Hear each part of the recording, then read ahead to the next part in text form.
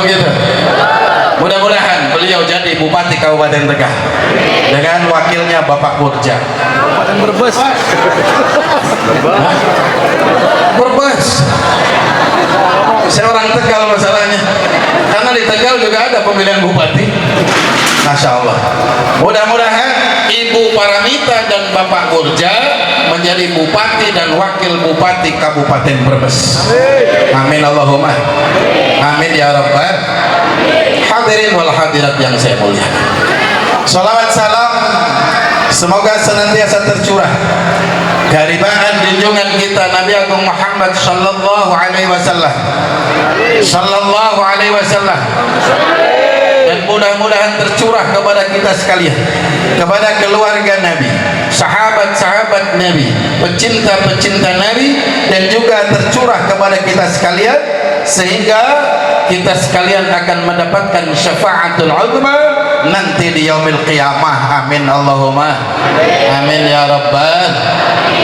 Ini saya teman-teman di sini banyak dulu yang bareng sama alumni, sesama alumni. Saya dulu pesantren di Bustanul Arifin, ngadon ngeliwet di sana sama Mang Ade, Mang Sepul dan lain sebagainya.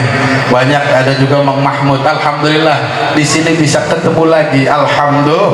Mudah-mudahan kita semua diberi panjang umur, sehat wal afiat, selamat dunia sampai dengan akhirat. Amin Allahumma amin ya rabbal. Hadirin wal hadirat, Maulid Nabi Agung Muhammad sallallahu alaihi wasallam ini diperingati oleh kita orang yang mencintai Nabi. Maka Indonesia itu banyak ada juga aliran yang mengharamkan Maulid Nabi. Ada aliran yang ketika mengatakan Maulid Nabi bid'ah. Itu juga banyak. Apalagi membid'ahkan orang yang tidak percaya dengan Nabi juga banyak. Enggak masalah. Itu nggak akan merubah kita dan nggak akan menjadikan kita jauh dari Nabi. Bahkan itu lebih memberikan semangat kepada kita untuk lebih mencintai Nabi. Amin Allahumma amin ya rabbal. Maka saya bingung, ada orang mengharamkan Maulid Nabi, membid'ahkan Maulid Nabi.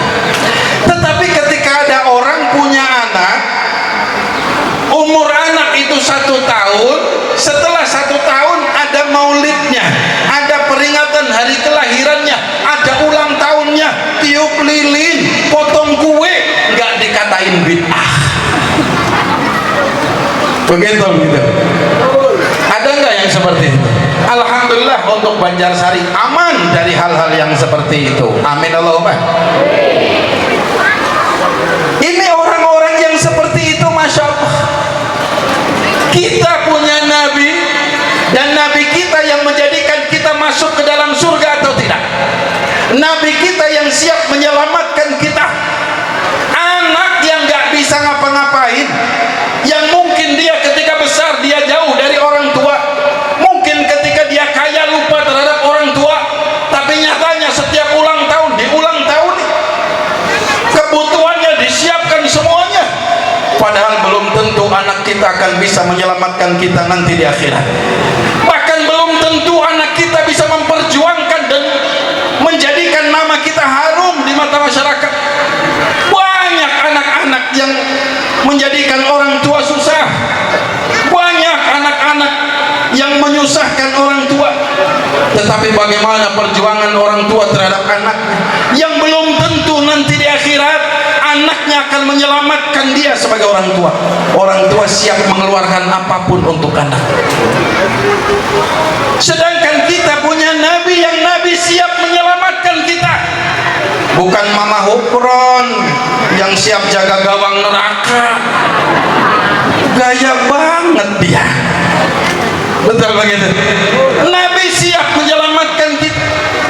Maka apa yang disampaikan oleh Nabi, kullu ummati yadkhulunal jannata illa man aba.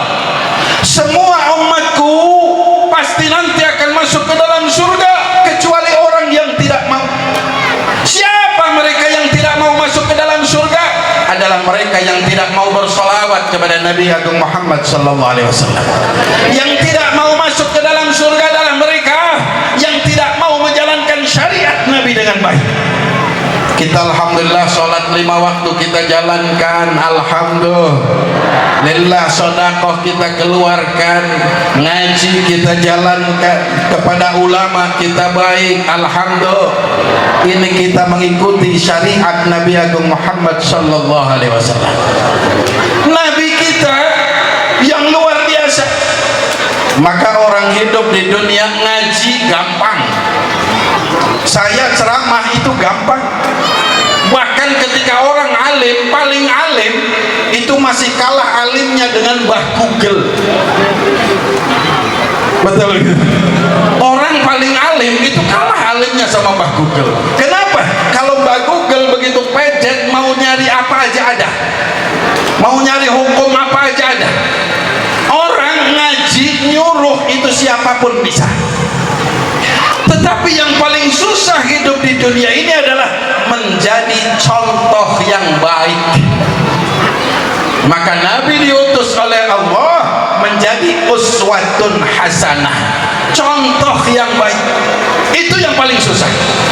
Bapak memberikan contoh kepada anak, suami memberikan contoh kepada istri, kita sebagai tetangga memberikan contoh kepada tetangga yang lain, ustadz memberikan contoh kepada masyarakat, kiai memberikan contoh kepada masyarakat. Ini yang paling susah. Maka yang terhebat dan terbaik, contoh yang paling utama yang ada di dunia ini adalah mencontoh Nabi Agung Muhammad sallallahu alaihi wasallam. Allahumma shalli alaihi. Contoh yang paling utama. Ahlan wa sahlan bihudurikum Syekhuna Kiai Haji Abdul Wahid dari Petuguran.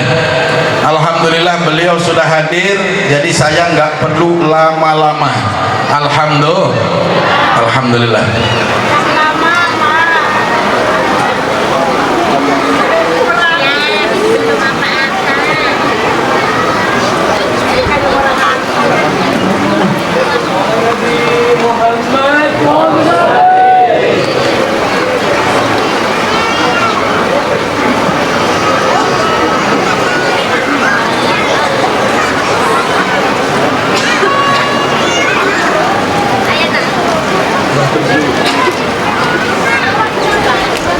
Ini saya ada syekhuna jadi saya malu ini. Tapi yang nggak apa-apa, saya sebentar lagi. Nanti dari beliau lebih dalam lagi. Saya cuma sedikitnya mungkin 1 jam. Kira-kira kuat apa enggak? Kuat. Padahal kalau dilihat yang namanya ibu-ibu udah capek, cangkel, udah berkeringat, bapak-bapak juga udah capek. Alhamdulillah, ini adalah perjuangan kita untuk membahagiakan hati Nabi Agung Muhammad sallallahu alaihi wasallam. Amin Allahumma amin ya rabbal. Ada sebuah riwayat, saya sedikit menyampaikan riwayat.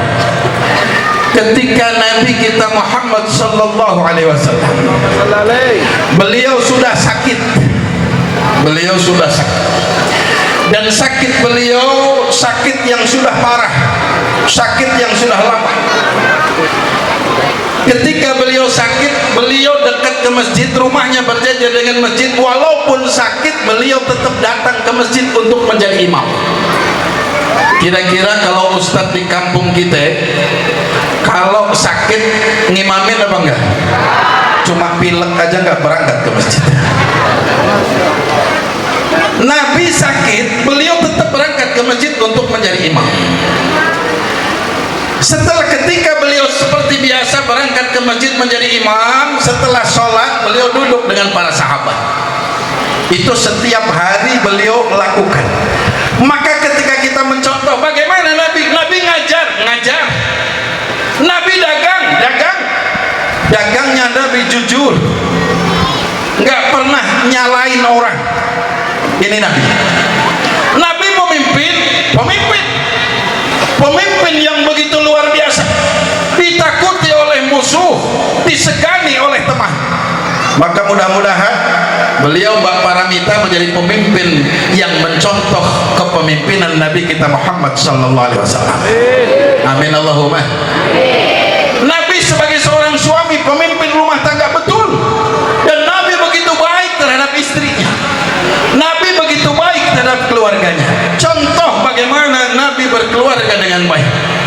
Sampai diceritakan Nabi pernah minum satu gelas dengan Sayyidatina Aisyah dari gelas yang diminum oleh Aisyah. Kira-kira suami yang di sini ketika gelasnya sudah diminum sama istri, suami mau minum nggak? Mau kan? Alhamdulillah. Berarti itu mencontoh akhlak Nabi Muhammad sallallahu alaihi wasallam. Amin Allahumma. Dan contoh Nabi apa? Nabi itu orang paling sabar. Kira-kira suami panjenengan ibu sabar nggak ngadepin ibu? Alhamdulillah sabar be, walaupun begang, kurus. Kenapa kurus? Sering dicarikan. Tapi alhamdulillah, insya Allah ibu-ibu yang solehah nggak pernah marahin suaminya. Amin Allahumma. Di dalam rumah tangga Nabi dengan Sayyidatina Khadijah begitu luar biasa, sampai Nabi mengatakan baiti jannati, rumahku adalah surgaku. Kenapa? Karena ketika Nabi pulang disambut dengan senyum oleh istrinya. Oh, kira-kira kalau suami pulang dari kebun senyum apa enggak?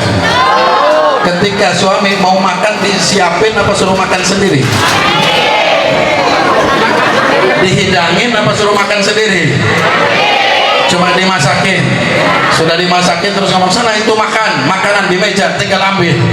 Alhamdulillah. Terus ketika istri lagi ngambek, suaminya ikut ngambek apa enggak? Ketika suami ngambek, istri ikut ngambek apa enggak? Enggak kan? Ini seperti Nabi. Bagaimana Nabi dengan Sayyidatina Khadijah? Suatu ketika Nabi pulang dari masjid terlalu malam, kemalaman beliau. Begitu kemalaman, Nabi datang ke rumah, ketok pintu. Assalamualaikum, waalaikum, nggak ada jawaban dari dalam. Setelah 3 kali salam nggak dijawab, Nabi tidur di depan rumah, di emper rumah, berselimut serban yang beliau pakai.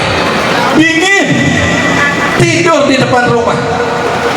Begitu pagi subuh, Sayyidatina Khadijah bangun. Begitu bangun dicari Nabi, ternyata Nabi nggak ada di sisinya. Maka Sayyidatina Khadijah langsung bangun keluar, buka pintu. Begitu Sayyidatina Khadijah buka pintu, ternyata Nabi tergeletak di depan rumah, tidur di situ. Begitu tidur di depan rumah, Sayyidatina Khadijah langsung memegang tangan Nabi, salaman dengan tangan Nabi dan menyampaikan, ya Rasul, maafkan aku sebagai istri. Engkau ketuk pintu, aku nggak mendengar. Mungkin aku terlelap tidur sehingga aku tidak mendengar engkau ketuk pintu, ya Rasul. Maafkan aku, barangkali aku salah sehingga engkau tidur di depan rumah. Ya Rasul, maafkan aku. Nabi ketika istrinya minta maaf, nabinya balik minta maaf. Wahai Khadijah, seharusnya aku yang minta maaf kepadamu. Karena apa? Aku pulang terlalu larut sehingga aku nggak ngerti bahwa engkau ketiduran. Engkau capek dari pagi sampai sore sampai malam ngurusin anak, ngurusin rumah. Aku yang minta maaf karena aku pulang terlalu larut. Ketika suami dimintain maaf sama istrinya, terus suaminya minta maaf ke istrinya, kira-kira perang apa enggak? Kira-kira damai apa enggak? Kalau sudah damai, kira-kira berpelukan apa tidak? Mesti langsung kayak Teletubbies, berpelukan. Tapi yang terjadi di kita itu beda. Ketika istri salah, contoh seumpamanya istri pulang lalu malam, begitu pulang ke rumah ketok pintu nggak dibuka, kira-kira suami marah apa enggak? Paling suami bilang, dasar ini istri tidur